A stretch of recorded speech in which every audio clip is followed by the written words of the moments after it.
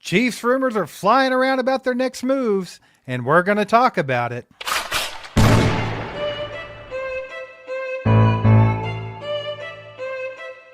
You're listening to All Chiefed Up.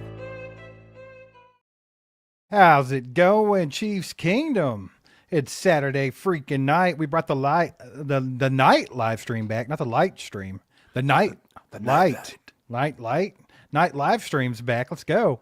Good to see you guys. We got some stuff to talk about, Mike. The Chiefs signed somebody. There's some rumors flying around. There's a little bit here, a little bit there, a little draft stuff. Draft stuff's fun. A little here, a little there. What about it? What about it? Y'all get in the chat. Let us know how you're feeling about everything. Also, please do us a favor. Hit that like button. Get this out to more people. If you're watching on Facebook or X, you can share it. That'd be cool. All right, Mike, what we got, baby? What's the first thing on the agenda tonight? First thing on the list. Okay, look. Not only did the Chiefs sign Christian Fulton, but they said that's not enough. We need another corner. They went out and signed Robert Rochelle, Steve. Reports of that the Chiefs are signing Robert Rochelle. This happened just the other day, but we haven't talked about it on the channel, so we're going to talk about it right now, Steve.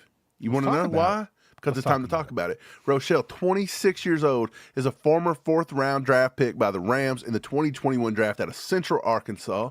He was entering the third year of a four-year, $4.17 rookie contract when he was among LA's final roster cuts coming out of the preseason. He goes on to say, Rochelle later signed with the Seahawks practice squad in September, but was cut loose after a few weeks and eventually went to the Panthers. The Packers signed Rochelle off the Panthers practice squad and brought him back for the 2024 season before signing him to their practice squad. He was later added to their active roster. In 2024, Rochelle appeared in 11 games for the Packers and recorded 2 tackles and a fumble recovery, Steve. Robert Rochelle, what do you think about it? Depth, and more depth.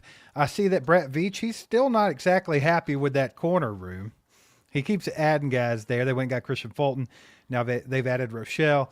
That one's nothing groundbreaking, but obviously they lost some guys like Keith Taylor. He moved on and little things like that. You noticed last season they weren't completely sold on Joshua Williams. I thought he played just as good as Jalen Watson most of the time, but they didn't seem to think so. They didn't want him out there for a lengthy period.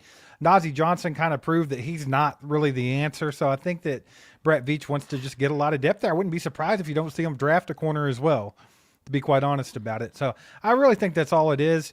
It's kind of a low risk, high reward type thing, right? Because this kid's got some upside, but he's not, it's kind of whatever. It's cheap and it's a guy. Man, he's a guy that's going to be kind of like Kelvin Joseph last year, somebody like that. They're going to bring him in. He's going to do all the offseason work. He's going to go into camp. He's going to be a body, and he's going to fight for a spot on the roster. And is he going to get it? More than likely not. But he does have good size. He's 6'2", 195. That is a big bump coverage guy that Spags is going to like. So we'll see what he can do. If you look back at what he did in L.A., his rookie season, he had 146 coverage snaps, and, his coverage grade was a 60. So it wasn't like he was anything groundbreaking. He's had 13 tackles in his entire career. That's it. He's allowed 30 receptions on 20 targets in his first year, and then he was 1 for 1 in 2022. And then in 2023 and 2024, he didn't even get thrown at.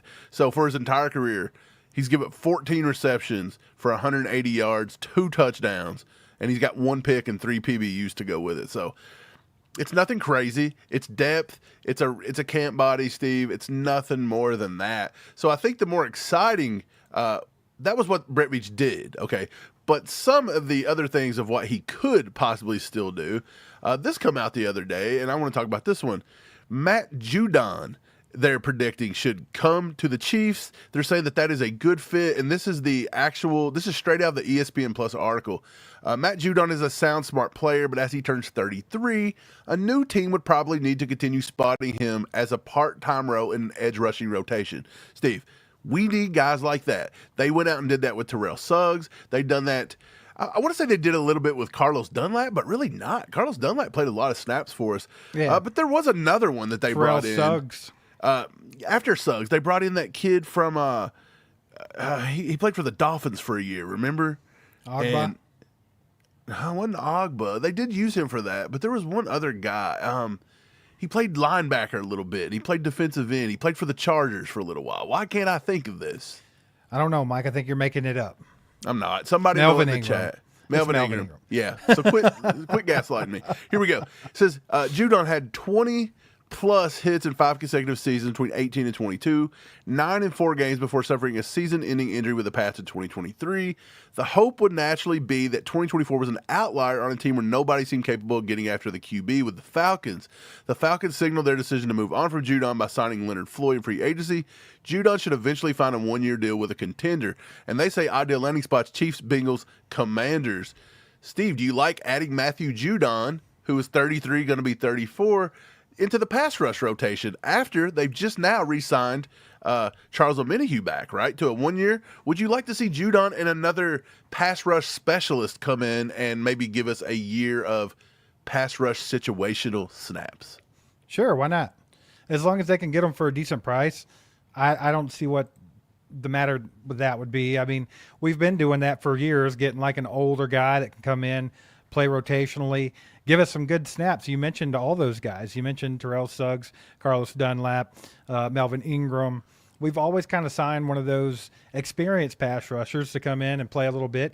Even like Frank Clark, I know he actually played a lot of snaps, but I mean, he was kind of that too. When you really think about it, it's just like having a guy in that room that has some experience that can just give you some really good pass rush when you need it. So I'm not opposed to it at all if they can get it for the right price. Obviously, you're not going to go out and break the bank for an old guy that's only going to play a few snaps here and there, but I like the idea of really beefing up the pass rush. I like the Jerry Tillery signing. He's a guy that can kick up and down the line. Charles Omenihu can do the same thing. Obviously, we have Chris Jones and George Karlaftis. We still have some guys in there that can serve some good snaps like Mike Dana. Felix even has a good play or two every once in a while. So, I mean, there are some guys there. I'm okay with beefing up the pass rush. I think that that's something that the Chiefs could use, to be quite honest. This defense has been really good for the last few years, but the pass rush itself has not been jaw-dropping. So I think if we could beef that up a little bit, along with the corner depth and everything, I like it. Right. The pass rush fell off a little bit this year. The year before, we were one of the top 3-5 guys in the league, or teams in the league, rather. But, yeah, even Chris Jones kind of fell off a little bit this year. He was, I don't know, he didn't really fall off, but I feel like there was nobody to really help him. George Karlaftis didn't come on till later in the year. Omenihu missed all season with the injury, and then when he got back, he didn't really look like himself, to be honest. He looked a little better in the playoffs, but it wasn't nothing to like write home about there for him, and that's why I don't think he got the money he thought he was going to get on the open market. So I've been saying it for years, especially last offseason. I thought that pass rush needed help. I don't want to say a full overhaul, because I like what Karlaftis gives you, but I think I've been right about this the whole time. I've always been a Karlaftis fan. I liked the fact that we took him. I even predicted that we would take him, and he was one of my favorite DEs in that entire draft. But I've always said that he's really nothing more than a defensive end edge 2 guy.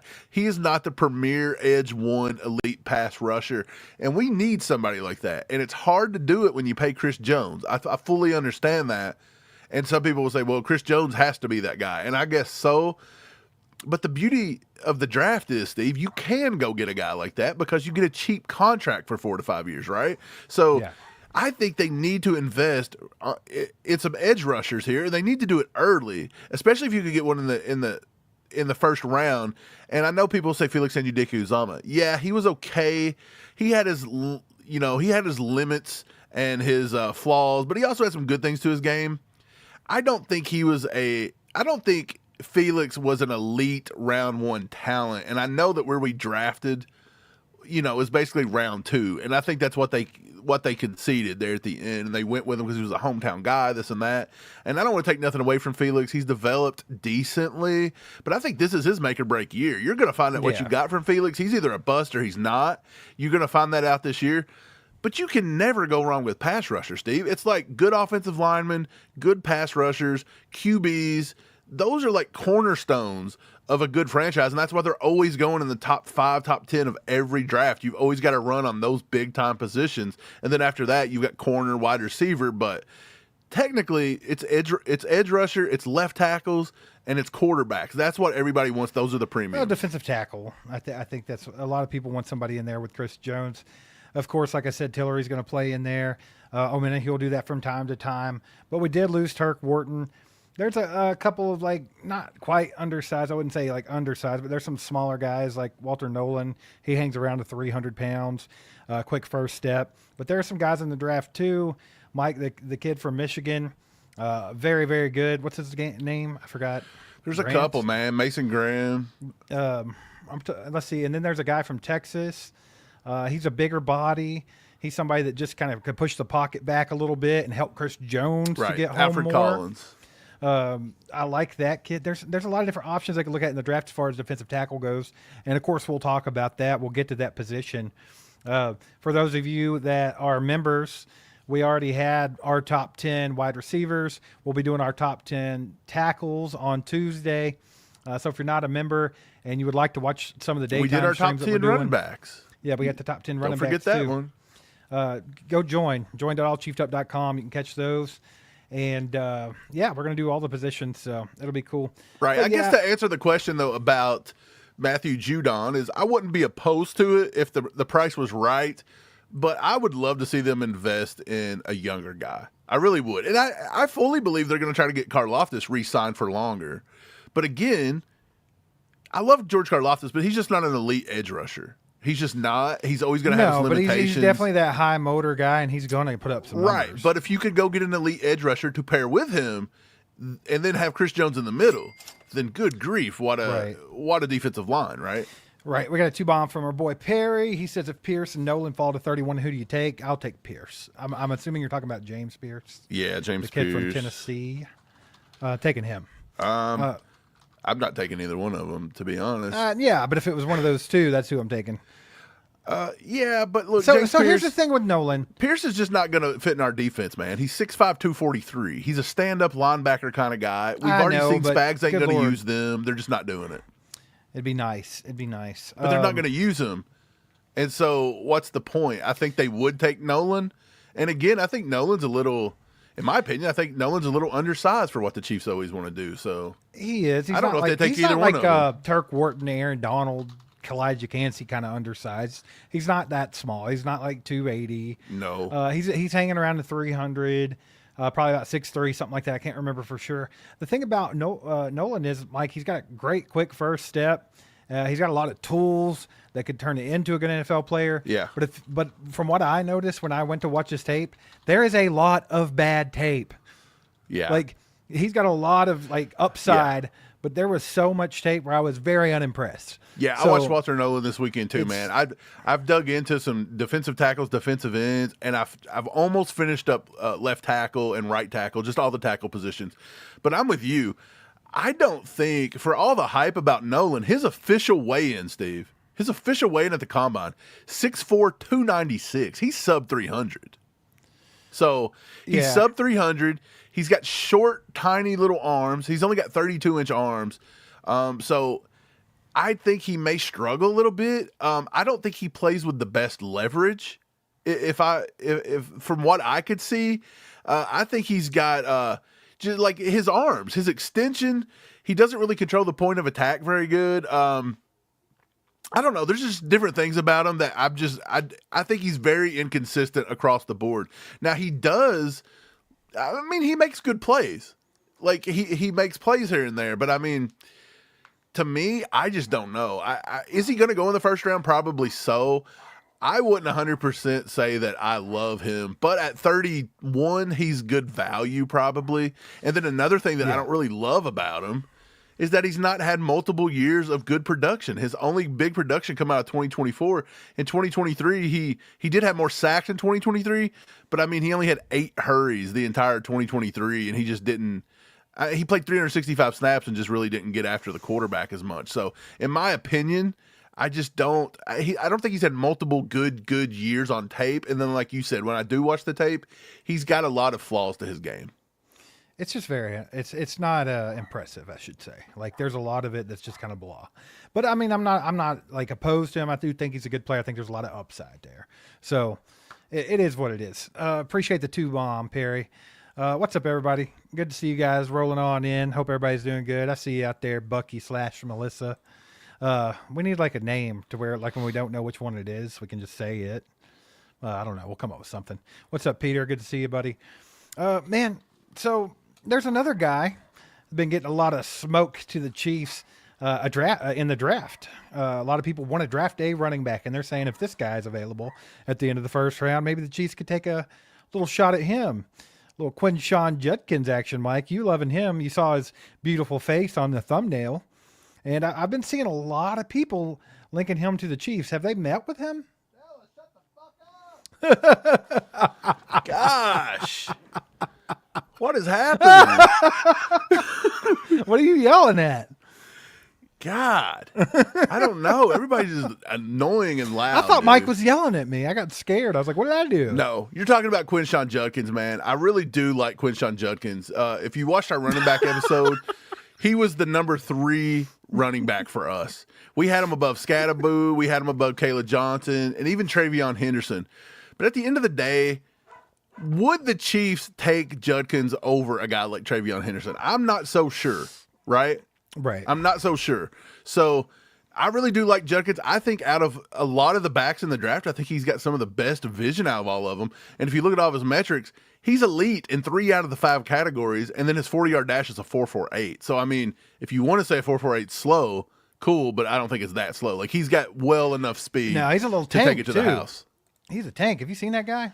Yeah, I mean, grief. obviously, when he played at Ole Miss, he had a lot better tape than he had at Ohio State. Just something at Ohio State was a little different. Like, he wasn't as shifty. He didn't try to put as many moves on. It's almost like he went to Ohio State and was just like, look, I'm just going to prove that I can run these dudes over. And he was, like, initiating contact. But I wanted to see him be a little bit more shifty. But I think if he would have had Ole Miss tape at Ohio State, this kid would have been right up there. He may have took Omarion Hampton's spot at the number 2. That's tough. Well, the thing about it is he is a zone runner. He's good at that. Yeah. But like you said, he does like creating the contact.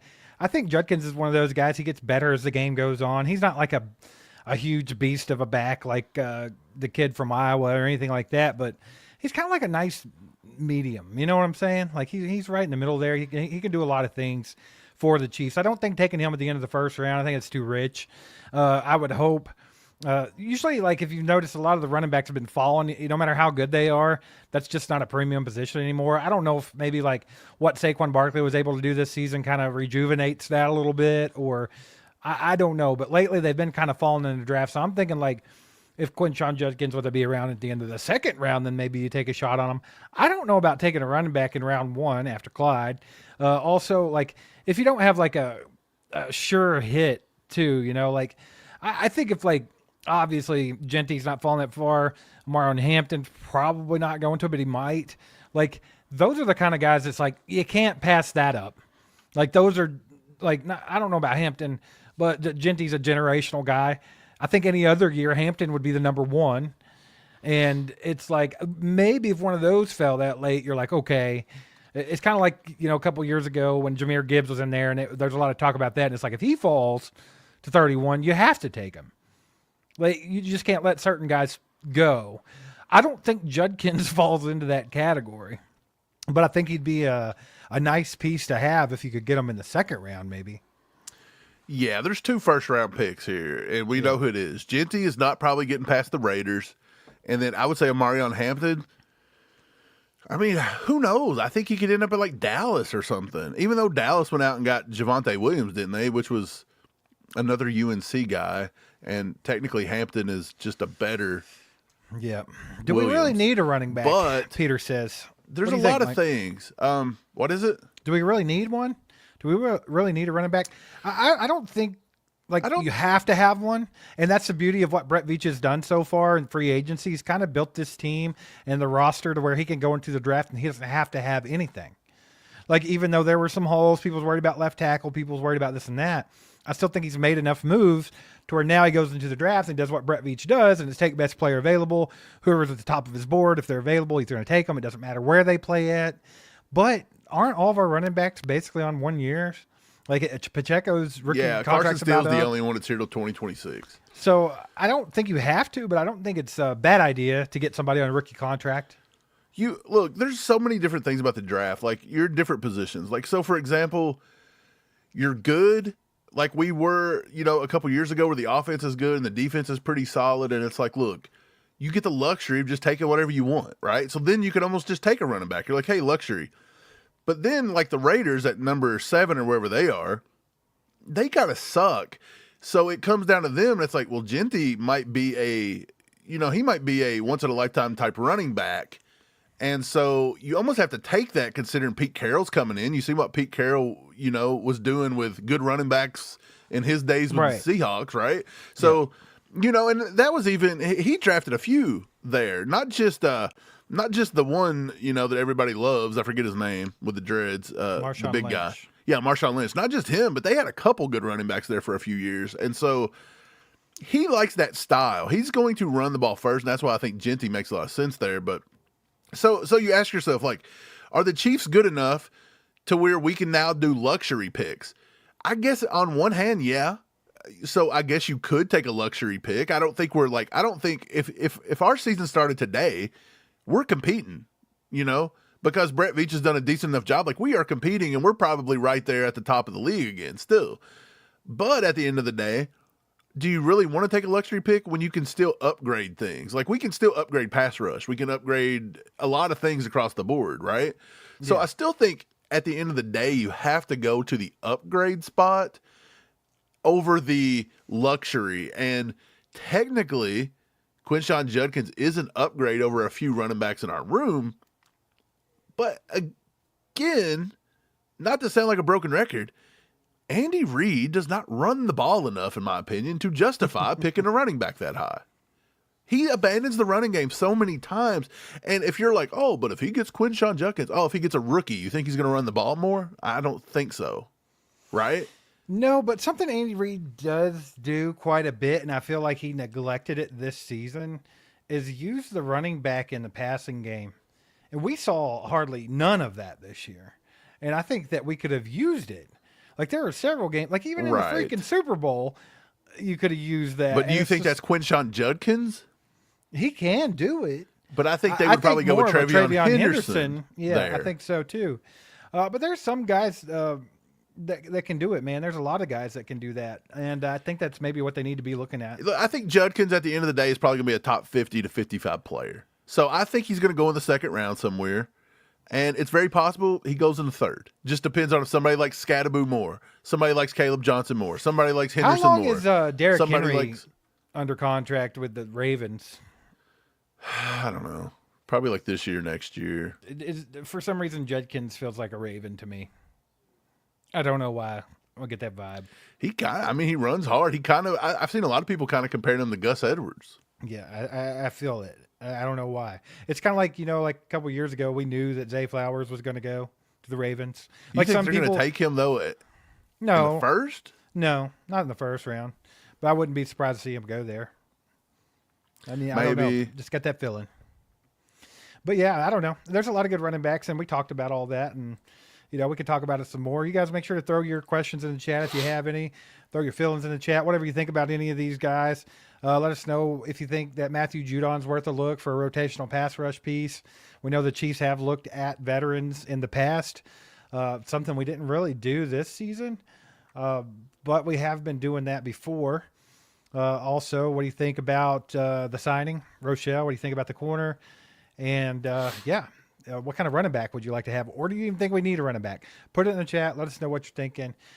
Hit that like button for us. If you're watching on Facebook or X, share it with your friends, family, followers, and all that jazz. Mike, I'm just pretty excited about the offseason. I know it sucks coming off that loss in the Super Bowl, but I feel like the Chiefs are obviously Super Bowl windows wide open. We're still in dynasty mode.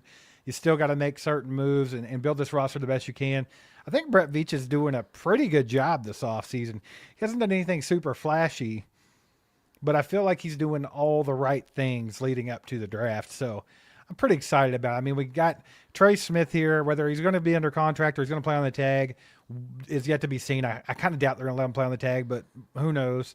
We got Nick Bolton back. You got Hollywood Brown back. We got Kareem Hunt back. I mean, there's all kinds of pieces here and there. Brett Veach is doing his thing. And he's going to go in this draft with it wide open and be able to take the best player available in my opinion. So I'm pretty excited about it. Des the Jam with the membership for 14 freaking months. Let's go, Des. Says, which defensive tackles in the draft are the best fit to play next to CJ? We'll get more into this one. We'll go more in depth with this when we get to the defensive tackle rankings and stuff. But right now, I think that if I had to pick right now, I'd probably say that kid from Texas, Mike. What was his name again? Alfred Collins. Alfred Collins. He's 6'6". He's 330 pounds. He can do a lot of the things that the Chiefs like the guys to do as far as run stuffing and things like that. He also, he's not like a huge pass rusher, but he definitely improves the pass rush. He will literally close down the pocket pretty quick. He gets a lot of penetration there. He bats balls. He had like 6 last season. The Chiefs love guys that can keep their eyes open, get their hands in the air, and do that type of thing. I mean, Chris Jones even does that. George Karlaftis does that. They like that type of thing. I think he would be the one that would fit best to Chris Jones. I know we talked about Walter Nolan earlier. I don't know if he's the best to fit beside Chris Jones. I feel like it'd be kind of like having Turk Wharton there, sort of. You're probably going to get a little bit of pass rush here and there, but nothing ground. I feel like the kid from Texas is the best fit if I'm looking that early in the draft for one. What do you think, Mike? Yeah, I've not got to go through all the defensive tackles. I know that's been like the sexy thing everybody wants to talk about lately. Like for some reason, it's like we're definitely taking a defensive tackle. I'm not so sure we're on that just yet. But looking through them, man, Steve, I was telling you this today. I don't feel like this defensive tackle class is as good as last year's. From what I've seen, I haven't really loved it. Like Walter Nolan's tape's inconsistent. Mason Graham's supposed to be like a top 5, talent. And like I watch him and I'm like, I mean, he does what he does. There's just nobody that looks like overly athletic. Nobody, I don't know. Like the Chiefs also here lately, they haven't taken the fun gap shooting athletic guys. Like look at last year. Who come on out of Florida State? Braden Fisk, right? Everybody loved him. And he was Chiefs a beast. never even considered him because he was a gap shooter and He he ended up was with an like 12 undersized sacks guy. last year. What is it? He ended up with like 12 sacks last year, too. That's what I'm saying. But the Chiefs won't do that. What do the Chiefs keep taking? They keep taking these big guys like we're in a 3-4. They keep taking the Derek Nottie types. They keep taking the kid Colburn. Yeah, Keandre Colburn. They keep taking those big guys. And then they come in and they signed, Mike Pennell last year. And he's not on the roster this year, but something tells me if they go defensive tackle, they'll go back that way again. So if I go down the board, I'm not mad at it. but if I go down the board like Nolan, Graham, Derek Harmon, Kenneth Grant, these are big kids, but I don't think they're very athletic. And I think the tape shows some weird stuff on some of them. Josh Farmer from FSU, he's a gap shooter. He's good. I'm with you. When I watched Alfred Collins, he was one of the only ones that looked like a big, gaudy-looking dude who would have big mitts and knock down balls, and he was still quick enough to close in space. He could play the outside techniques. He could play inside. Alfred Collins was one of the only ones that I was like, he kind of looks like they would like him. But when I watch him, everybody's looking at Derek Harmon from Oregon. I kind of like the tape so far I watched of Jamari Caldwell. If you watch him at some of the bowl games there at the end of the season or the All-Star games, I thought some of the practices and stuff, he was putting some really hard-nosed stuff on film. He's 6'1", 340, so he's got that big, huge 340 body type that they like that can stuff the run. His run defense grade's super high. It's like an 82 per PFF. And he's got 2 to 3 years of consistent play there. He's not the sexy name, but I'd say round 3, round 4, that kid could flat out play. And if you don't think so, go back and watch what he did versus Ohio State in the bowl game. Go watch what he did versus Michigan State in week 6.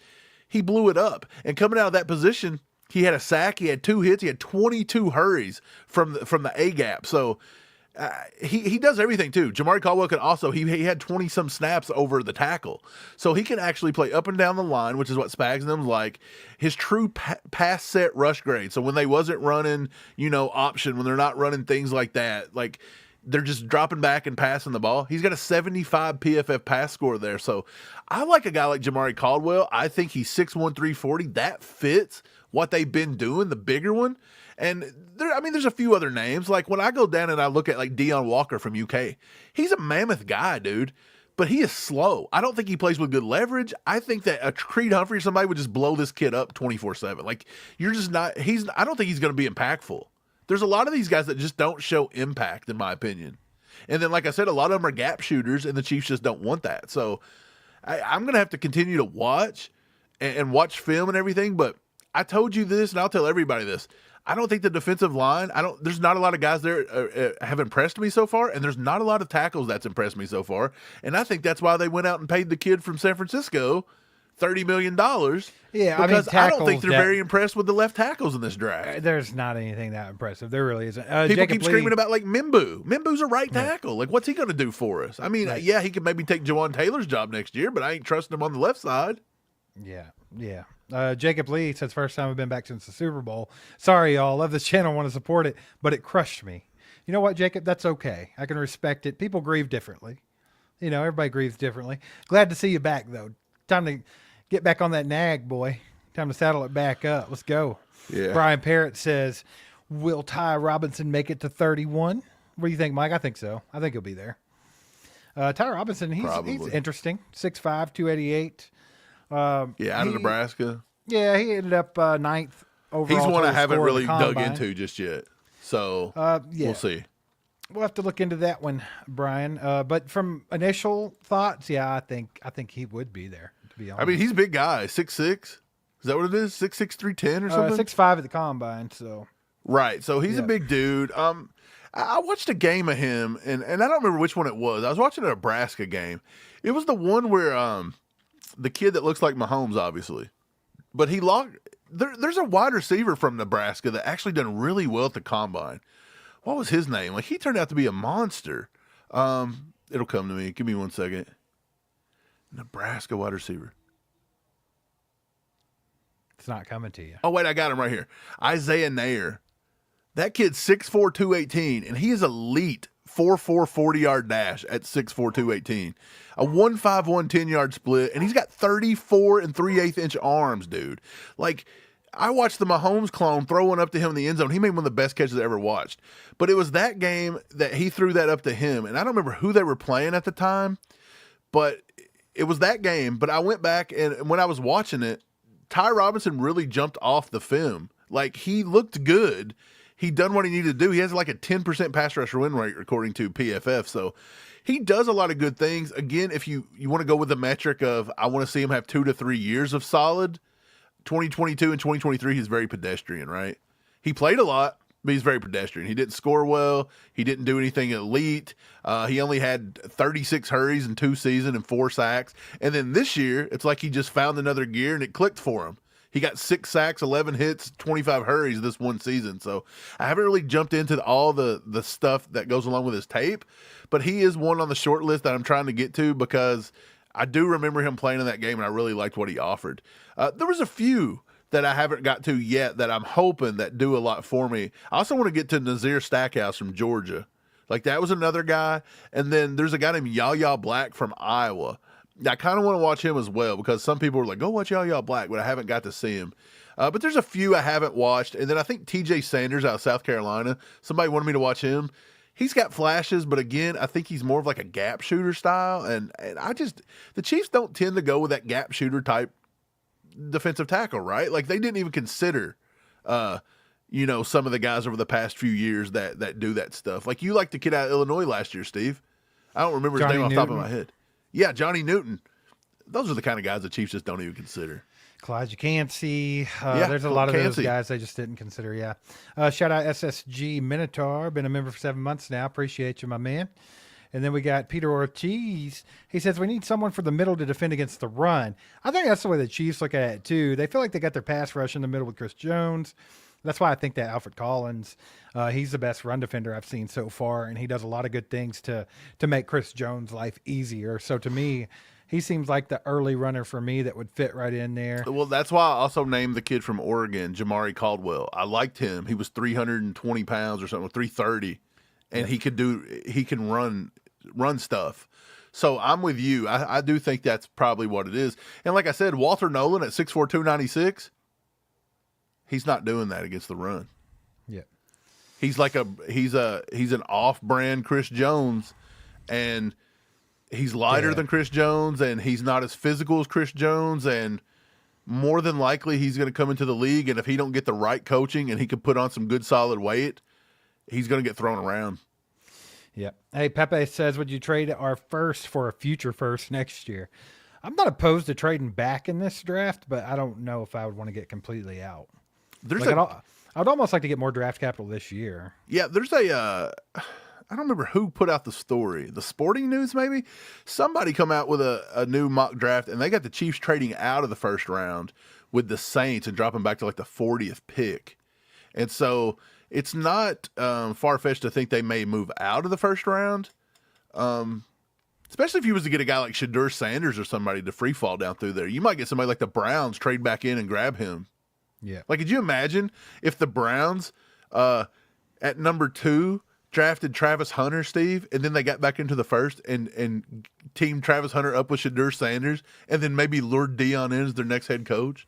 Like, what a crazy draft day splash that would be. Who wants to be at the Browns? Nobody, but I mean, That whole group of guys would hate their lives after that. yeah, they all get together and like, we're all going to hold out. Yep. Alex says, what do you guys think about Derek Harmon? I've seen him fall. Can he be the next Chris Jones? I don't think so. I watched Derek Harmon. I wasn't too impressed with Derek Harmon. Nah, I wouldn't put anybody in this draft up there with Chris Jones. They're just not. No. Man, I've seen one guy over the last few years that reminded me a little bit of Chris Jones, and that was Jervon Dexter. But he kind of had a slow first step. He didn't have that Chris Jones first step. So, like, that kind of eliminated him from that. But, I mean, that kid's the only one I've even seen that slightly reminded me of Chris And he Jones actually the last turned his couple years. play up this year, Steve. In his second year, he turned it on I a still little think bit. he's going to be pretty good. I do. I just Chris Jones is that's I'm not one to finding reach, anybody man. in this defensive tackle class that I just absolutely love. Right. Like, it's kind of scary that We'll we keep need digging. defensive line and offensive line, and I'm not finding a lot there. Yeah, Bosco says you think safety is a big need in the draft with Reed gone. I don't think it's a huge need. I think I really like what Hicks offers us. I think Brian Cook's got some potential that's been untapped. He's not really hit up to where he should be. And then, of course, Shamari Connor, he's a safety by all means. I think that's just where he needs to be at. But it wouldn't put it past me if they didn't draft one. Yeah, yeah, exactly. I could see them drafting one. I was going to already say that. Same with corner. I could see them going corner. So, Yeah, I could see a corner pick or a safety pick or both before it's all said and done, right? yeah. Luigi says, is that Kentucky defensive tackle as good as he looks in highlights? He is good, but I'm kind of with Mike. I feel like he might not be as effective in the NFL. I'm not for sure. He's mainly just a bigger body, a run stuffer Yeah. type guy. He's not going to get you a whole lot of penetration. He's not going to get a pass rush very much. I think he'll be fine at what he does, but I don't think it's going to be anything impressive. That's just what I think. And that's coming from, guys that watch Kentucky football. I do think he's good. Don't get me wrong. Like, I think he could do, like, if you wanted to get like a Derek Nottie type guy, by all means, get Deion Walker. But if you want somebody to add to the pass rush, that's not it. Shout out Mac KC with a 10 bomb. Let's go, baby. Appreciate the support. Love it. Love it. Y'all show him some love in the chat. Let me get down through here. We got something else. I think I hear a little bit of a train rolling in here. Our girl Brenda Pike with the 5 gifted memberships. Let's go, Brenda. Let's freaking go. Brenda's an OG. She's been around a long time. Appreciate the support, Brenda. If you get one of those memberships, make sure to thank her in the chat. Then our boy Chiefer, member for 19 months, says need some weight for that mid D.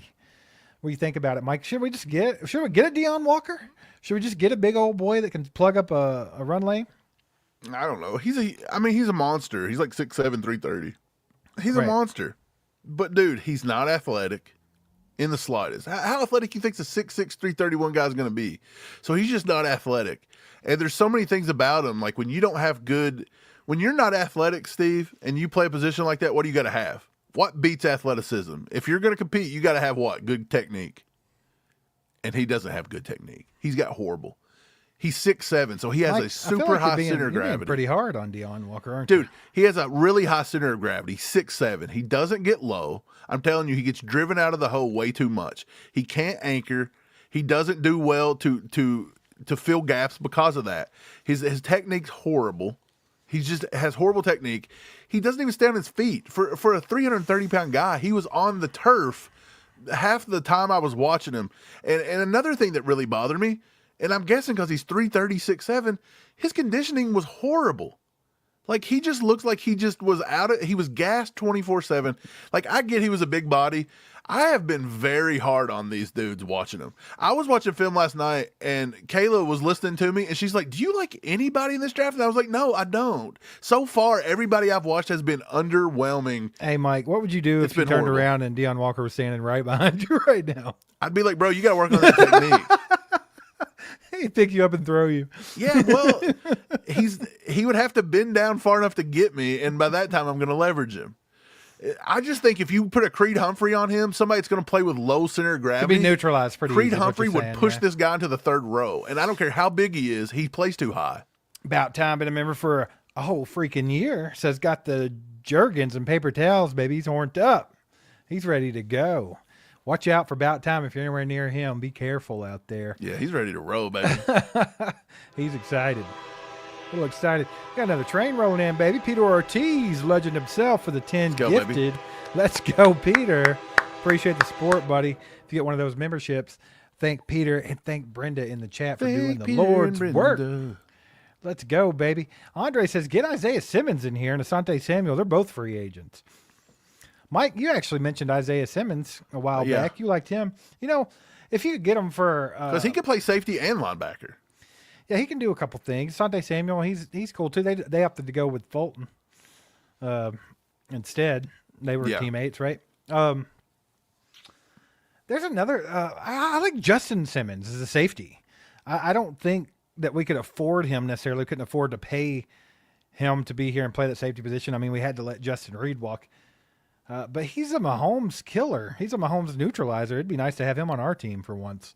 That way there's not at least one game where you know Mahomes is going to get picked. Maybe he could tell Mahomes what he does wrong. That Like, hey, gives away here's certain why. things. Yeah, here's why I pick you off every time I play you.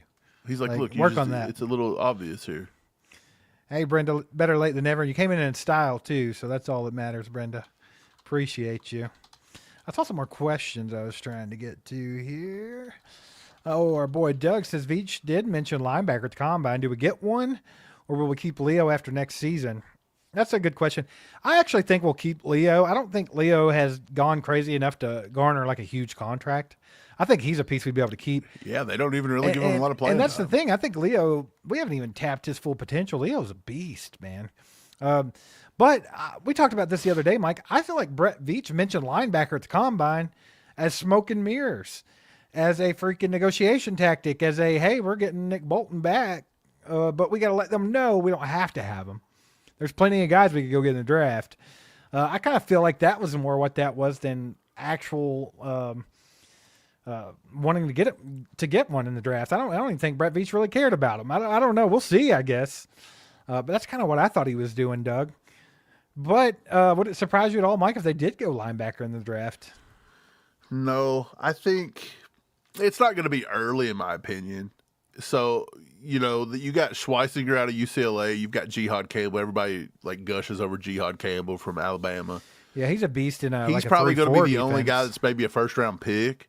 And again, Carson Schweisinger, if I'm not mistaken, out of UCLA, that kid's only been a one-year starter. So I don't know if I trust him there. But there's a lot of good linebackers. But I think you got to start looking down the board. You got to start looking later in the draft. You've got guys like Jack Kaiser from Notre Dame, not North Dakota, I'm sorry. Notre Dame. Pooh Paul from Ole Miss. He's maybe like late second through the fourth. You got him. I like Smile Mondon Jr. from Georgia, but he's got to clean up a lot of stuff to be drafted, before round 3 or round 4. But again, I think that if Veach takes one, he takes one towards the end, right? Like, I don't see him like making a off-ball linebacker a priority in the first 3 or 4 rounds. I just can't see it. Yeah, I don't think so. I kind of feel like that was all smoke and mirrors there. I think that was Brett Veach being Brett Veach and doing his thing. He's always up to something, you know it. We got Josh Plamonis here, says, Mike and Steve, how you guys been doing? Do you guys think we will get Diggs or Amari Cooper since they're free agents? I don't know. I think that they kind of were done with wide receiver when they grabbed Hollywood back. I felt like that was their priority. Like Was he to was do just that. their guy. I think so. I mean, D-Hop would have been interesting to have for another year to see if they could utilize him a little bit more, but obviously we didn't even want to pay him hardly anything because he went and signed for like $6 million with the Ravens. And then, of Right. course, I don't even think they offered him. and then, of course, on the flip side of that, Mike, you mentioned maybe he didn't even want to be here no more the way they used him. I mean, you got a guy that can win literally every freaking man-on-man, one-on-one, and we threw him the ball like a handful of times over half a season. Didn't Right. hardly use him at all in the red zone. He had a few touchdowns. I don't know if he wanted to be back. Maybe not. I don't know. But that was a weird one. I don't know if they'll go grab any of those guys, man. Stephon Diggs, he's too much of a prima donna for this offense. If he were to come in here and not get looked at the same way D-Hop did, and them not really utilize him, which they won't. They will never feature one wide receiver. They just will not do it. They never have, never will. Mahomes always spreads the ball out. Andy Reid's offense allows it to be spread out to, 6, 7 different guys a game. I don't think Diggs could handle it. He'd be on the sideline throwing a hissy fit. So I just don't think that would fit. Amari Cooper, maybe. I don't think he didn't really impress me with Buffalo, to be quite honest about it. Amari Cooper, I think, has maybe seen his better days already, in my opinion. So Yeah, I don't know if I we don't know. I go think back I to think the they're kinda wide done with that. receiver well. they might in the draft. I could see them drafting one. I think there's some intriguing guys in the I draft. would rather look instead of paying those two guys. I'd rather go to the draft. There's plenty of guys in the draft. I think you can get. I think the wide receiver position's deep. I think there's some good ones later down the line. Like I really like Jalen Royals. Is that his name? I love Jalen Royals. Yeah, I think that would be a great fit for this team. You could probably get him third round, fourth round. Yeah. And then you're looking at a lot of guys talking about people falling. Like Luther Burden's been falling down the boards like crazy. People talking about him falling out of the first round. I mean, if you get a guy like Luther Burden, that athleticism, that's something they could look at. I've seen a lot of people have Matthew Golden going up higher, but there's a lot that have him dropping to the end of the first round. So, I mean, something like that were to fall into the Chiefs' lap, I don't know if they could pass it up, to be quite honest. That's just, like, to me, they've been doing the right thing by investing in that in the draft. I mean, they've managed to hit the last two drafts with receivers. Rashee Rice is a beast. Look, if Xavier you're not going Worthy's to pay a beast. wide receiver You're going to have to keep doing it. top tier money, Yeah. which we don't, you're going to have to keep going young. I think so.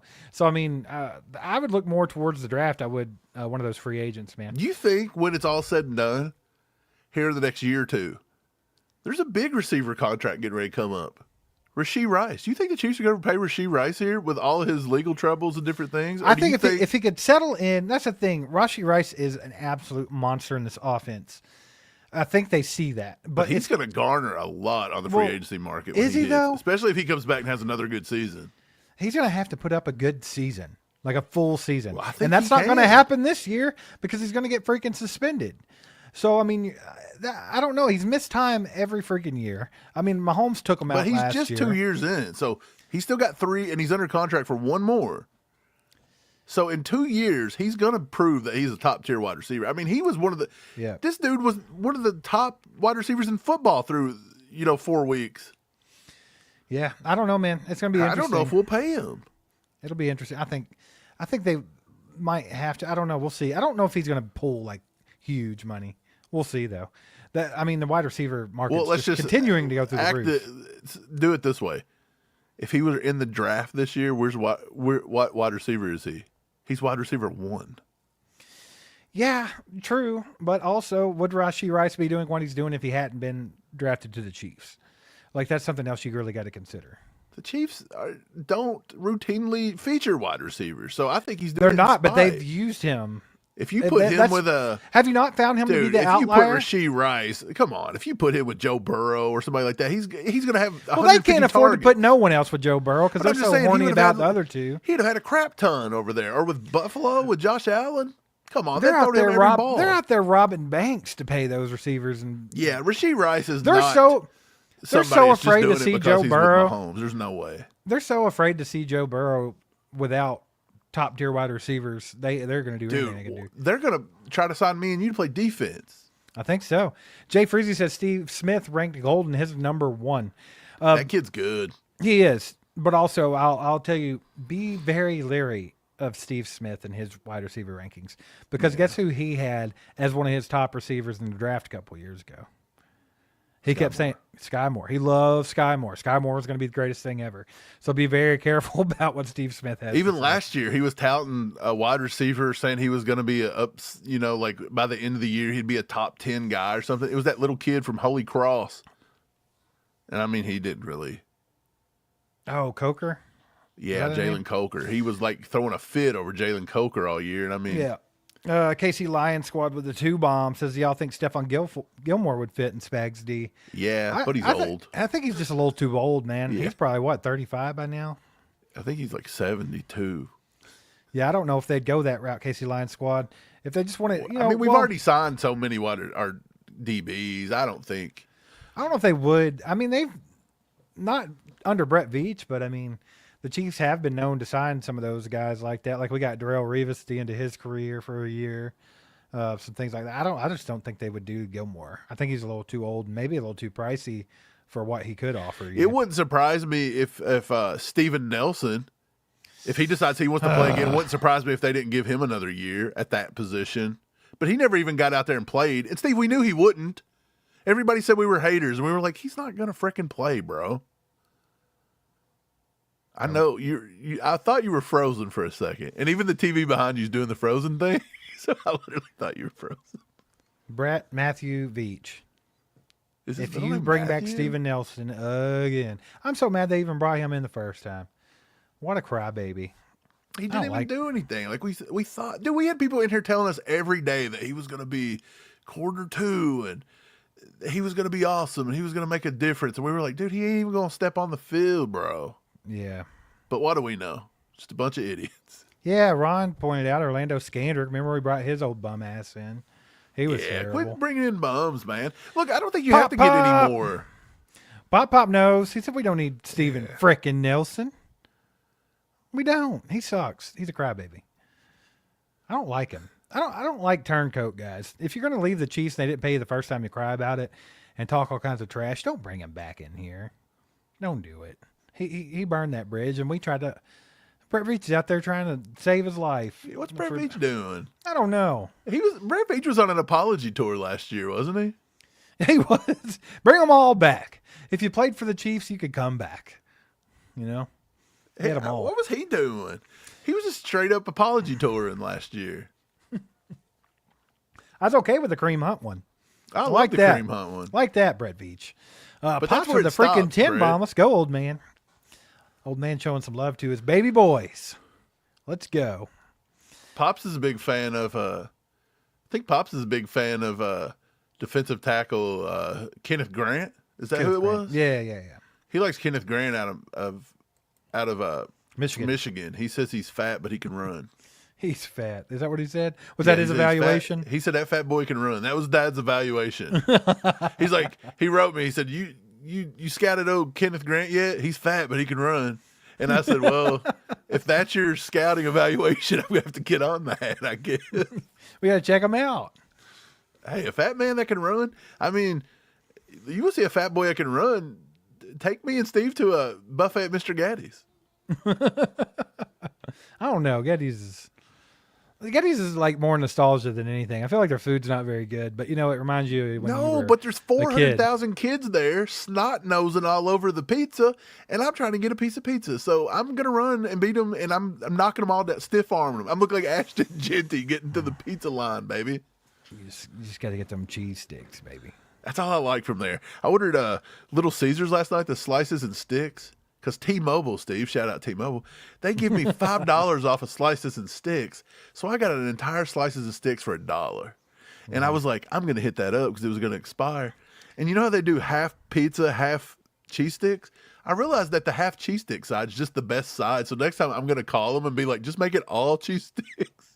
And don't put any pizza on the pizzas and sticks. Yep. T-Mobile, that's your chance to sponsor an episode.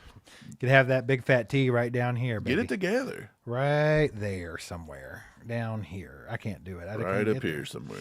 Whatever. It could be there. Just do it. You sponsor everything else in the world. Might as well get it on this. Might as well get on this one. Get it on this crap show. Yeah, appreciate you guys being here, by the way. Brought the night stream back. A lot of people had been requesting that. They said they couldn't catch the daytime streams. Just for you that have not caught any of the daytime streams or anything like that, a little bit of a different schedule going on for the off season right now. Until further notice, it's looking like Monday, Wednesday, Friday are going to be video days. So be on the lookout for video drops on Monday, Wednesday, Friday. Tuesday and Thursday for now are daytime members only live streams. So if you're a member, You get those 2 extra live streams a week. And then on Saturday night, we're going to do a night live stream.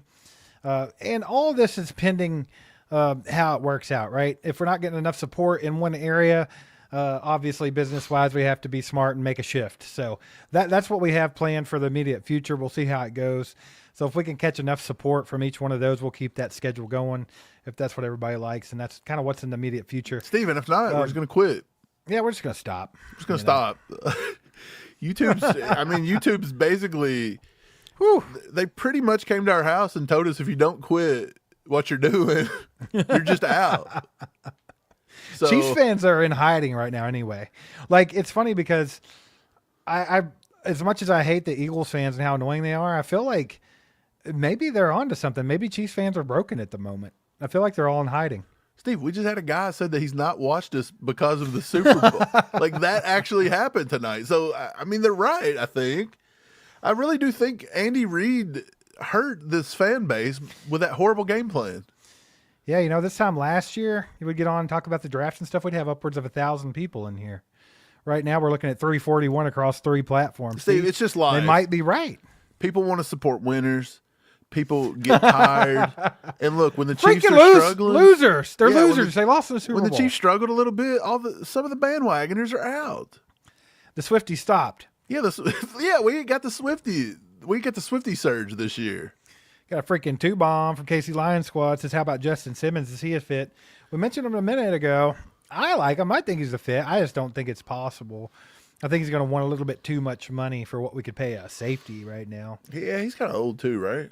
Otherwise, I think Justin Reed would still be around, but I mean, the writing was on the wall there. I don't think Justin Reed. What about Justin Reed almost going to the Eagles, brother? Right after they spanked us in the Super Bowl.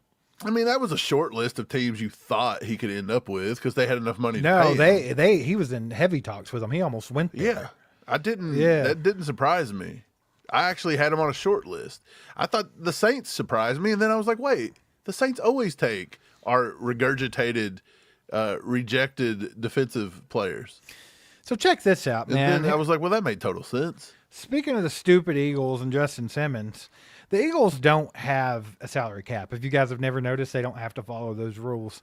There's actually a report a couple of days ago that said that they had heard rumblings that Justin Simmons had been looking at a potential $80 million deal with the Philadelphia Eagles. $80 million for a 47-year-old safety? Also, there's rumors that the Raiders are eyeballing him after losing Trayvon Moehrig. Or Merrick, or however he says his name. They lost him, and they might be after Justin Simmons. So I think there's some people out there that's willing to pay him. If somebody's willing to pay him $80 million. That's stupid. That's the dumbest thing I've ever heard. But then again, when you don't have a salary cap and you can do whatever you want, does it matter? Yeah, the Eagles don't play by the rules. They're just void this, void that. Do what you want to do. We need Elon to go audit their team, I think. Yes. Elon, if you're watching, we're on X right now. Look, quit auditing the government. We know the government steals our stuff, okay? We know They've been they're taxing and corrupt. We stealing know for they years. steal everything. We know So this. look, go to the Eagles because they are the ones stealing. They're stealing from the NFL. They're stealing everything over there. They're voiding this, voiding that. Go figure them out. Oh, and Shut it down. Justin Simmons is 31, by the way. He's 31. Too He'll be old. 32 I don't this want a season. 31-year-old. I would have much rather paid Justin Reed $30 million than Justin Simmons $80. Dang, Pop's what I was talking about. He'd just be at practice just picking off Mahomes. They would have to take him out of practice during the camp. They'd be like, get Justin off the field so we can actually run the offense. Dude, Patrick Mahomes is already like borderline psyche is under attack right now. Like, this cat's struggling for years. We don't need Justin Simmons coming in and running it and putting this guy back to like Elvis Gerback status. I don't want it. Might not be a good idea. No, so bring in scrubs that Mahomes can beat up on in practice, okay? So that let's get his swag back. Yeah. Tush Push needs to go. Ban it. Ban that bad boy. Ban it. If I want to watch rugby, I'd watch rugby. Dude, look, the Tush Push ain't even a football play. Let's not. Get it out of here. Did you see was it Mark Schlereth? Was it Stink? Schlereth. Stink make me horny. Have you seen that? Look, Stink. Shout out Good Mythical Morning. That's who said that. That cracks me up. But anyway, Stink said that it should be banned because they ban special teams or whatever when you push into the line to try to get a block. And he's like, what's the difference between that or pushing into offense? But I don't even know what you said. when defenders, like on special teams, when they push up the line to try to block the kick. But I think the difference there is that the long snapper has his head down, which would be the counter, in my opinion. I don't know. It's dumb play. But get anyway. rid of it. Just Yeah, get rid it's of it. dumb. If it's got the Eagles on it, get rid of it. Yeah, it's got to go. Brandon Shannon with the 2 bombs says, why DeAndre say no targets? Rice and Worthy equals Super Bowl. Why DeAndre say no targets? He, I don't know. Maybe he means why did he not see targets? Well, either way, if he said there was no targets, he was right. There were very few. If you're asking why he didn't see any, no idea. Like I think it's very strange that they brought him in halfway Do you through the remember, season. Steve, do you remember Yeah. every Chiefs fan under the sun? Because they make everything Andy Reid does into like this 4,000 IQ move. It's because And of the in reality- contract. Yeah. Well, we can't throw him the ball and we can't get snaps because they're trying not to lose a draft pick. And because of the It's like, contract. bro, he's not throwing him the ball because it's Andy Reid. It's that, and Patrick won't throw a contested ball. Yeah, he does And, not and throw contested DeAndre balls. is not going to be getting a bunch of separation at this point in his career. But what he will do is catch 90% of contested catches. If it's one-on-one, he's going to catch the ball. And Mahomes did not utilize that at all. Hardly none. But I don't know. I think Rice and Worthy is going to be good, though. Interesting that Mike brought up the Rashee Rice extension or re-signing Rashee Rice. I mean, we still got a couple years. I'm but- curious with that, though, how that works. Yeah, ban it, Ray Ray, get it out of here. Ban it. That plays for sissies and losers anyway. Faithful with the 2 bombs says Mahomes in the offense needs new life explosion. Yes, yes they do. Mike, you mentioned that back on a live stream probably about a month ago, and Yeah. And, I agree. like I'm I an feel like idiot. Don't listen to me. Well, I mean, no, I had mentioned it too, and you just kind of like summed up what I was saying. But ultimately, what we come up with was like, this offense needs something different. For the last 2 years, 2.5 years, it's been stagnant as hell. Yeah, and whose fault is it? It's boring. Is it Andy Reid's fault? Is it Mahomes' fault? Is it the Matt wide receiver's Nagy. fault? Is A lot it of people blame Nagy? Matt Nagy. Everybody blames everybody. But if it's Matt Nagy, it's Andy Reid by proxy because he's 100%. allowing it. 100%. Is it the passing game coordinator that come out and said he was scared to do stuff because of Mahomes? Blymeyer. Yeah, Joe Blameyer or whatever. That's if it's terrible. him, that's That's- also Andy Reid's weak. problem. Weak Blymeyer. You got to do better than Is that. it because the wide receiver coach can't coach up the wide receiver? That's an Andy Reid problem. Is it because our offensive line can't block?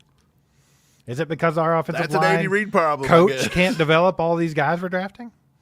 Right. It, Well, it all still boils back falls down to an Andy Reid problem. right? Exactly. That's my point. No But matter what it is. The point was they need something different. They need something to switch it up just a little bit. Nothing major, nothing crazy. But if they could have got a guy in here like a Cooper Cup or somebody like that, somebody just a little bit different kind of a piece, somebody can offer you a little security blanket type thing. I don't even think I Cooper don't know. Cup would have been different enough. I don't either. I really don't. I don't know what it would take at this point. I thought DK Metcalf could have, but That could have been Mahomes it. wouldn't have thrown the ball to him. We already know he's not throwing that. I don't know, though. I think that was the outlier because DK gets a lot That's of two. separation. He does get more separation than most. I think that could have been the one. And obviously, And Brett Veach missed it again. yeah. How many times is just- Brett Veach gonna let DK for the Metcalf life slip of through him, his fingers? he can't get DK. He's like, That's like his high school crush that he just Mike, can't there was get. a- like the high school cheerleader, and Brett Veach is the little nerdy I guy. talked to this. There used to be this guy had a pond in his yard, right? And everybody go fishing over there. What kind and of he would always story? tell him. He would always tell him there's an albino fish, an albino catfish in there named Old Rusty, and you really got to catch him. You got this to real? catch. You got to catch that fish, right? And everybody always thought that like today's going to be the day. I'm going to catch Old Rusty. I'm going to catch the albino catfish. I don't even know if it was in there. That's DK Metcalf and Brett Veach. He's just chasing his tail for years, and he lets He's him. never getting him. Steve, he may get him on a 1-year deal when he's 37 years old. Yeah, probably when he's done. He'll trade for him Yeah. mid-season like DeAndre Hopkins, then not throw him the football. Jeez. Come on, Brett. Let's go. Sheriff says he's pissed because YouTube never notified him that we went live.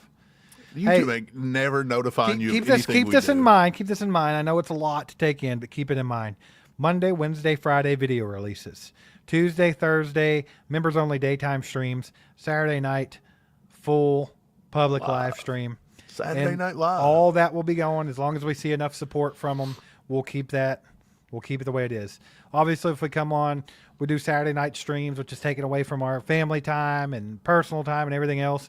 If we don't get enough people that are interested, we don't get enough support behind it, then we're going to be like, hey, we're probably not going to do the Saturday night live stream anymore. But for now, that's the plan. So keep that in mind, depending on which one you can get to. That way, you don't have to worry about YouTube being a slap nut. You'll just know. Yeah, because they're always going to slap a nut. Run the what they damn do. ball, Brenda. Look, I wish Brenda was the coach sometimes. I wish Brenda would have been the coach in the Super Bowl. Do you remember 2 years ago when we were struggling to move the football?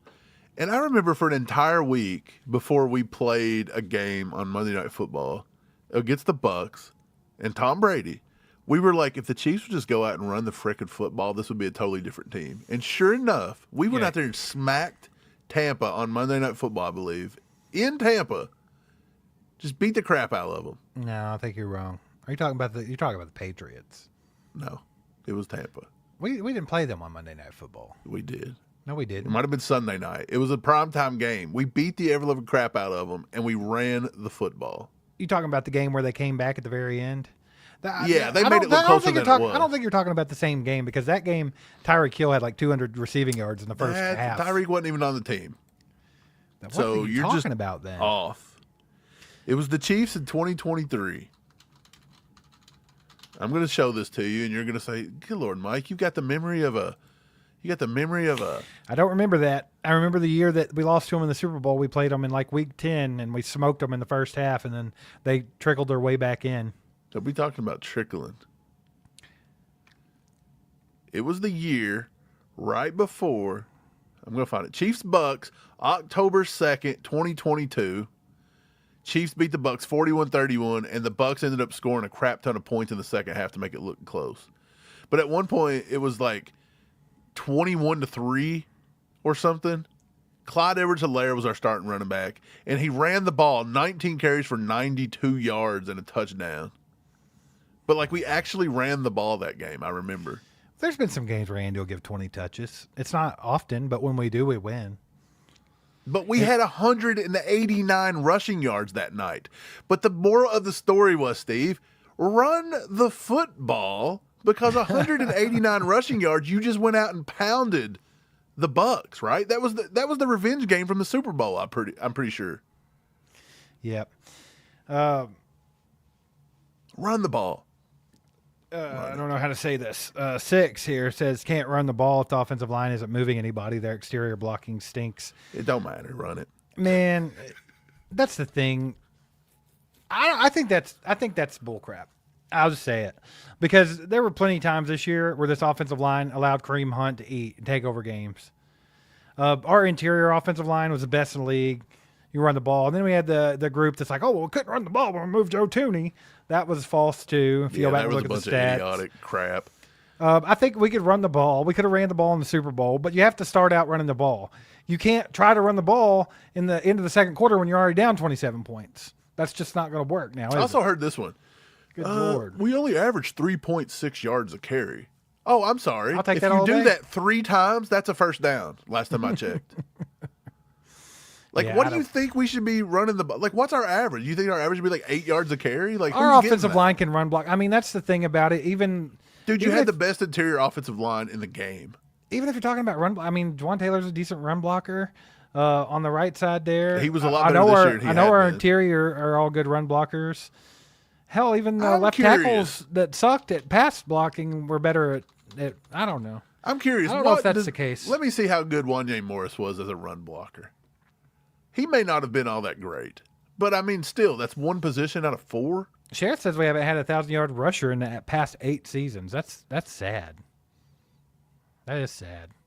Wanye Morris in week 5 through week 5, 6, 7. We had a bye week. Wanye. He literally, look, against Denver, when Wanye was on the right side, he scored an 89 run block grade. Like, I don't know. He done well against Tampa. He stunk against Vegas in week 8. That was his worst game, probably. I don't know. I still think you could run the ball. You have to at least try. Peter Ortiz with the freaking 50 bomb. Let's go, Peter.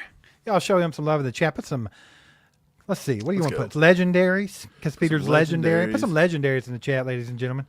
Peter with the freaking 50 bomb. He says, I think Andy has pulled Patrick back after his first full season. The last 7 seasons have been the most exciting years since I've been with KC. Absolutely. I think everybody can say that. I mean, these last 2 years have kind of been a struggle, but you saw them win the Super Bowl and then, of course, losing the Super Bowl. So those results are hard to argue with. What Andy Reid has done with this team since coming in, he built a winning culture. It's just been unbelievable. I mean, you're getting ready. You're going for your 10th AFC West title in a row this year. I mean, we've been to 5 freaking Super Bowls in Patrick Mahomes' career. What, 7 years in? It's absolute insanity. And then after all the football we watched through the 2000s, and good Lord, man, it's God sent. Andy Reid and Patrick Mahomes, chisel some statues, get them ready. But man, these last couple of seasons have been hard to watch at times. Offensively. Yeah, offensively, yes. And it sucks too because people always said, Mike, if we can give Patrick Mahomes a top 10 defense, he would never lose. That was always the thing. And then all of a sudden, we give him top 5 defense. We give him a top 5 defense. We give him top 3 defense in the last couple of years. Doesn't that kind of show that that's right, though? Like our in offense a way, has been, but the offense can't just stop playing football. That's what I'm saying. The offense has been below stagnant, Because and we still had the most wins in franchise every history. loss we've had in the last 2 years, I can tell you, is because the offense wouldn't move the ball. Been the problem. Because even no matter how good your defense is, if they live on the football field, they're going to tire out. And our offense had more 3-and-outs in the last 2 years. Just terrible to watch. It's so boring. And they're so much better than that. And they've got to do something to shake it up a little bit and get this thing moving again. Peter, I feel like you're a legend, brother. You're a legend. Yeah, for sure. I feel like there's no defenses over the past few years that respect and fear our offense anymore. No, they don't, because it's Nobody boring. fears it. And all they do is take away our short pass game. Or they take away just one little thing. And then I'll tell you what they do. We're done with it. This is exactly what they do, Mike. And it's stupid because it shouldn't work. But what's the most obvious thing that you should do to the Chiefs? If you were a defensive coordinator, what's the first thing that you're going to talk about? Like, what are we going to do? What are we taking away from this offense? Kelsey, Mahomes. Yes. Travis Kelce. We're going to double team Travis Kelce. We're not going to let him do anything. That has been everybody's game plan for the last 2 years, and it works. You saw it in the Super Bowl. You saw him do absolutely nothing against Buffalo. Teams eliminate Travis Kelce, and they make it tough for the Chiefs. And now that Kelsey's really he's easier to eliminate. And now he's easier to eliminate. You double team him now, and it's tough for him. Back in the day, 2 people wasn't enough. But now... Steve, but there's a reason. Because the Chiefs have never really give Patrick Mahomes good weapons. They've always relied on Patrick Mahomes to elevate mediocrity. True, but then all of a sudden, you're looking at Xavier Worthy's out on the field, Hollywood Brown's out on the field, DeAndre Hopkins is on the field, Travis Kelce's on the field, Juju's your wide receiver freaking 4, and you're going to tell me you don't have anybody to throw to? Well, at this point, I feel like at this point they kind of got Mahomes in a weird funk. Something, or your scheme sucks. Like, who knows? They need a team psychiatrist. Let's be honest. Something's happening. But I don't think we can use that whole. But they don't give Mahomes weapons. Hell, they've been throwing everybody at him the last couple of years. Yeah, but look, Hollywood didn't even play. He was injured. You got D-Hop mid-season. He's older. Kelsey's older. I'm not saying Xavier it was perfect. Worthy's a rookie. But still. I mean, come on. Like, his best weapon was Rashee Rice. He was killing it with Rashee Rice till he took him out. Mahomes was like, "What's this? I don't need a Mike, weapon. I'm going to take him out." I was talking about that the other day. That might be the single worst play of Mahomes' career. He threw Probably. a terrible interception straight to Christian Fulton. It's okay though, because Fulton's back with us now, And then that he can't happen goes again, right? and has the clumsiest tackle attempt of all time Why was he even trying to tackle, dude? and Did he not watch? eliminates. Did he not watch Friday Night Lights? He said, Rashi Rice, you've been doing so good this year. You're amazing. You've been my number one target, and I love you so much. I'm going to take your knee out because I want to play on freaking I hard mean, he mode. didn't do it on purpose. I want to play on hard mode. I don't want to play on easy. Boy, hard wasn't even it. He was playing on look, if he was playing on hard mode, he was playing on Blue Chewed hard mode. Yeah. This He's dude was playing playing on, on all doubled Madden. up Blue Chew. He was Good playing on Lord, Blue son. Chewed all Madden. That mode. was, dude, tell me if I'm wrong. If anyone could name a worse play by Patrick Mahomes in his career than that one, put it in the chat. every play in the second half of the Bengals AFC Nope. Championship game. I don't care. Nothing beats that. The Nothing one beats where he that. like dropped the ball 4 times and then Nothing dude, when beats Patrick that. Mahomes bad, he's bad.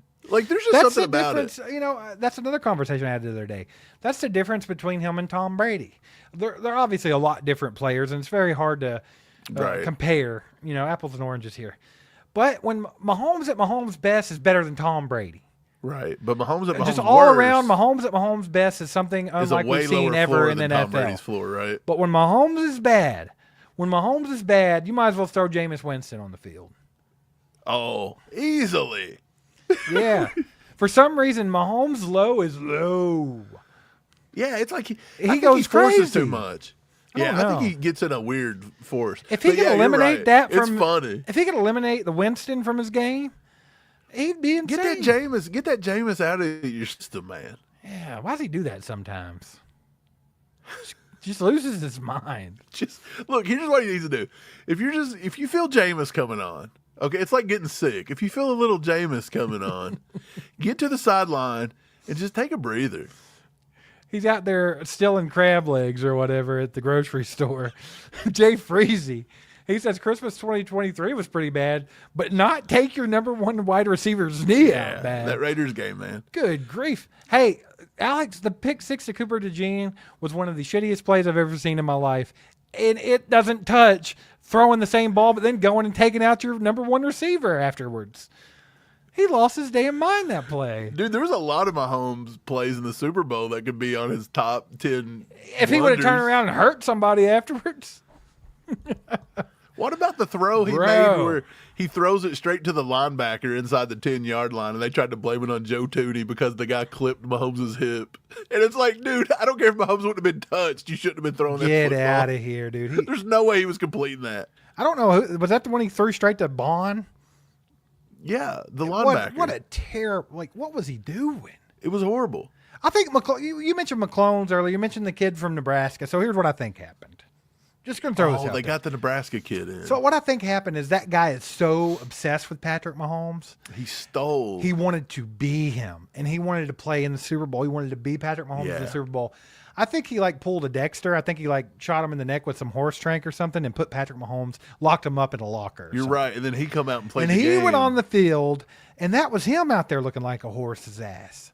You think so? Yeah, then Andy Reid was like, Mahomes looks different. but I'm not going to run the And then football. they found Patrick in the locker because he was banging on it. They found him at the fourth quarter, and he went out there and threw a bomb to Xavier Yeah. Worthy. And then he got it together, and then they didn't. Yeah, They too were late. embarrassed because security failed. It was too late.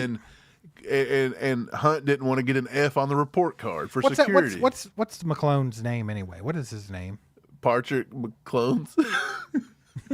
No, what's the kid's name? Dylan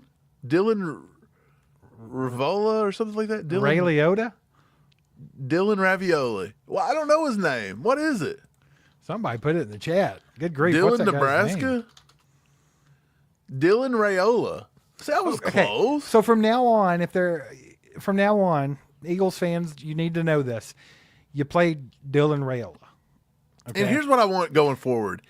Every game from here on out, everybody have eyes on Dylan Rayola and make sure he gets nowhere near the field. Somebody make sure that guy's in their sight. Josh McAllister with the freaking one, baby. Let's go, Josh. go, Appreciate the support, brother. Yeah, dude, that's what happened. Steve, we're just having fun tonight. You know, we want to know why. Like, somebody's coming on this channel and like, you guys are stupid. All the time. Hey, man, this ain't That wasn't Dylan Rayola. This ain't HBTC. These guys are dumb. You don't know how many times we hear that. What are y'all talking about? Y'all need to take notes. Shut up. You shut the hell up. Take notes from what? Uh, Here, hold up. Let me get out my pencil to take a note. Shut up. That's what I think about it. Man, appreciate y'all being here tonight, by the way. Do us a favor. Hit the like button. Share this out with a friend. Tell somebody about All Chiefed Up. Let's get this thing rolling, baby. This is going to be a big season for All Chiefed Up. The better we do, the better the Chiefs do. I don't know if you all have noticed that, but our first year, we grew a lot. The Chiefs won the Super Bowl. Our second year, we grew even more. The Chiefs won the Super Bowl. Last year, everybody got a little weird. And they were like, you know got what? really stagnant. There's only one channel I want to watch. They were brainwashed. And then they stopped watching All Chiefed Up. It went down a little bit this year, and they lost in the Super Bowl. Like, it was close, but it's no cigar. We got to get the bandwagon going back because it all relies on how the channel does. I figured that out in the last couple of years. I think so, too. Just throwing It's that out connected somehow It is. through history. But yeah, send a link to somebody. Send a link to somebody and Let the boy watch. let them watch. Let them watch. Let them watch. You guys make sure to get your last minute questions in, whatever you got going on. When you want to say something, get it in the chat. We're going to be here for a little while longer tonight, and we're going to get off here and live our lives. Michael, it is Saturday night. It's almost midnight Eastern. Yeah. It's almost Standard over. time. I got to go to bed, you know. It's almost over. This day's almost over, baby. Dude, today was a nice day, too. It was about 60 degrees outside. The wind was ripping, but it wasn't, like, overly cold. We didn't have rain for the first time in it seems like 6 months. It was a nice day to be outside today. I didn't see this one. I'm sorry about that. Brandon with the 5-bomb. Appreciate you, Brandon. It slipped through the cracks. He says they were the worst in the league in 2013. Eric Fisher was the first pick of the draft, left tackle. Crazy how they turned it around. I'm not worried. We will go back to the Super Bowl. Yeah, so isn't it crazy, too, that the one time the Chiefs had the number 1 pick in the draft, it was like the worst Eric draft of all Fisher, time. dude. It had to Dude, be I Eric remember- Fisher. I remember everybody was like, is it going to be Eric Fisher? Is it If gonna that's be not Luke Chiefs Jokel? luck, I don't know what it is, you know? Luke Jokel from freaking Texas A&M. Like, that was our number 1 pick selections. Like, dude, come on. Like, we couldn't have had a year where, like, freaking, you know, There was an obvious Myles person Garrett coming was out. in the draft or something, right? We had to Saquon get, Barkley. yeah, You know, we had to somebody get the crazy. year of Eric freaking Fisher, who, by You the know- way, it's kind of sad he's been our best left tackle over the past 2 decades, maybe. Did you ever think you'd be Got to sitting go back around to being like, Willie Rope. I really miss Eric Fisher? Did you ever think Yeah, you'd who would be have ever doing that? thought you'd have got up and been like, dude, Eric Fisher, man. If Miss only. those days. If only we had Eric Fisher. God, what a horrible draft that was. Who was the best player out of that draft? I don't even know. Who knows? Eric Fisher. Hey, Josh No way. McAllister says running back crush in this year's draft. Oh, that's a good question. I like it. I like it. Steve, who you horned up about? Who you got that horny meter on? I don't know. Honestly, you I ain't like got a lot of. one? I like a lot of them. I like a lot of them. Yeah, If there's I- a decent amount of good running backs in this draft. Let's see here. Give me one name, and then give me a name of a like a sleeper guy. We've talked about running backs a lot. We've given top 10, but we've never really said who's your sleeper horny pick. You know, like your draft crush. I don't have a crush in the running backs. I feel like if they were going to take, I don't know. I really don't. Boy, you just struggling with it. Like I like Judkins okay, but I'm not like crazy about You're it. not super blue chewed over it, huh? Honestly, like I mean, I'm not super blue chewed up about this guy or anything, but it's kind of my guy. I actually really like DJ Giddens from Kansas State. Okay. I like him a lot. I think a lot of people are not giving him enough credit. I will say that. Some people have him ranked almost 20th in the running backs, which is insanity. But I mean, the kid's a good size. He's 6'2", 212, a 4.43 40. He can do a lot of things right. He put up back-to-back 1,000-yard campaigns. 2 back. With Kansas State, baby. That's what he did. He can catch the ball out of the backfield. He just does a lot of things well, and I like him. I think he's a good playmaker. So he's kind of a my guy. I don't think he's like nothing crazy, but I do like him a lot.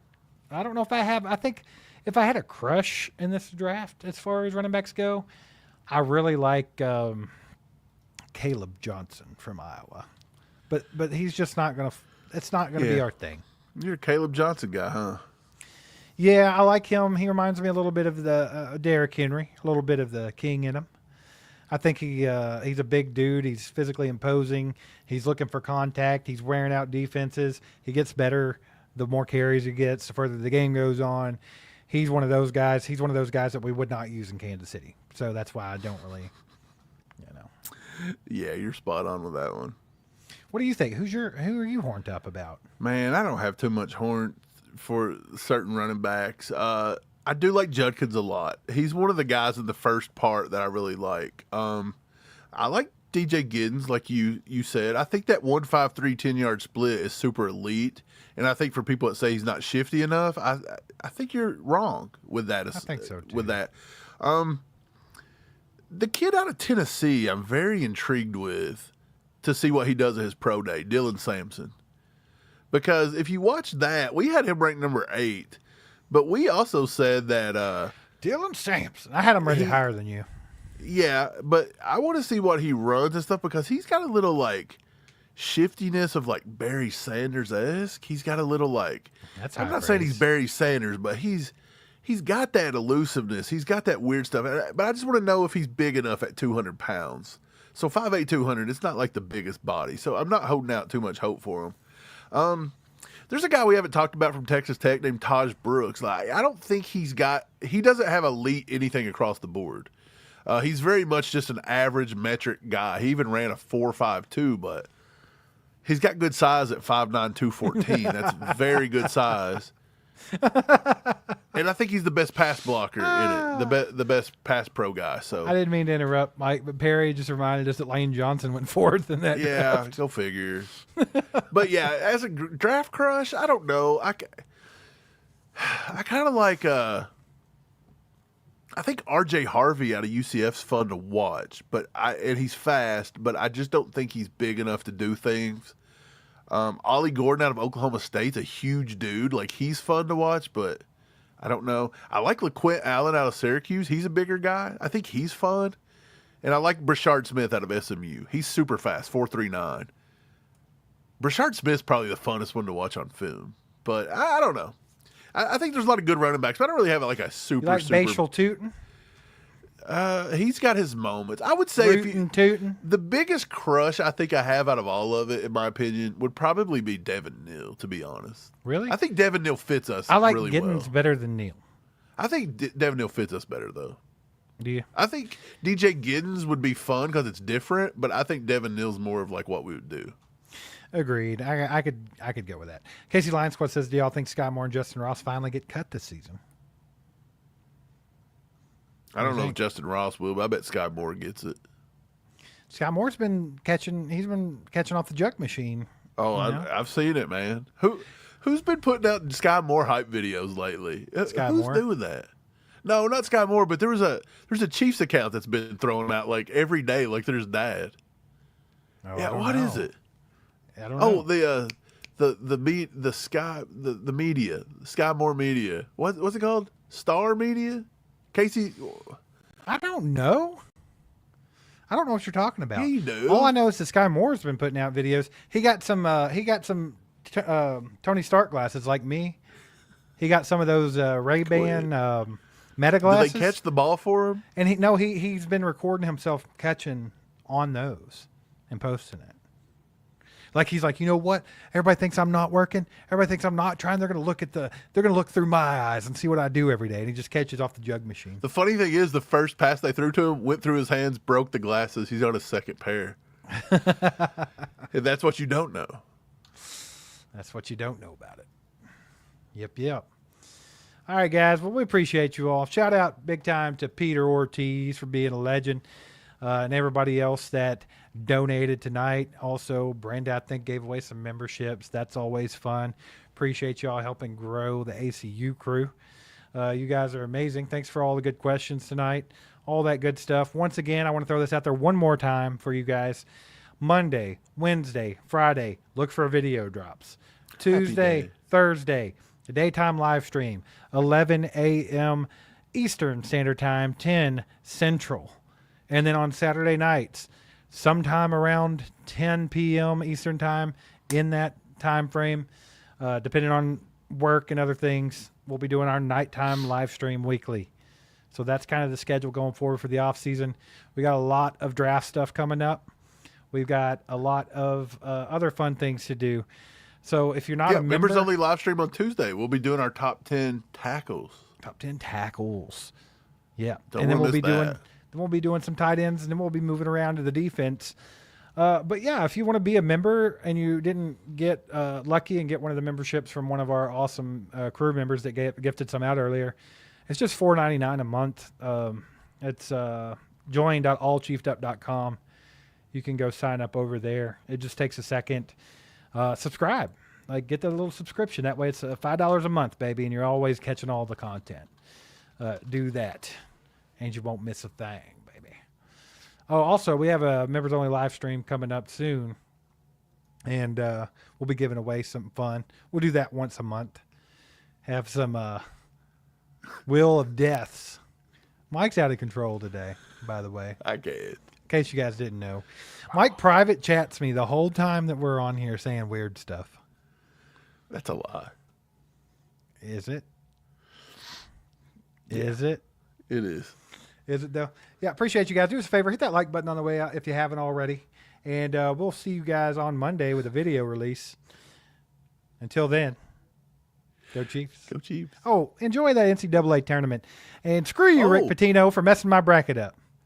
Rick Pitino cannot beat Calipari. He just can't do it. Why? Why? I don't know, because Cal can't beat anybody except for Rick Pitino. I don't understand. He ruined my entire bracket. I'm done. I had him in now. the Final Four, man, so he got me too. I don't like it. See you guys next What time. you get for trusting Rick?